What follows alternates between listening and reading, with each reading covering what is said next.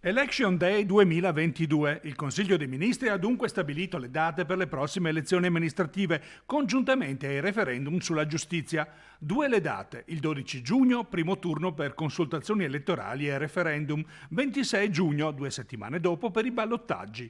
Al voto saranno chiamati 8 milioni e mezzo di abitanti, 982 i comuni rinnoveranno le amministrazioni, di cui 22 capoluoghi di provincia e 4 capoluoghi di regione. Nel Vicentino saranno 10 i comuni interessati: Brendola, Marano Vicentino, Romano de Zelino, Rosà, Sandrigo, Sarego, Schiavon, Valliona e Tiene. Solo quest'ultimo comune, unico con un numero superiore ai 15.000 abitanti, sarà interessato da un eventuale ballottaggio. Per tutti gli elettori, 5 sono i quesiti proposti in tema giustizia: la riforma del CSM, l'abolizione della legge Severino, la separazione delle carriere dei magistrati, la custodia cautelare e l'equa valutazione dei magistrati.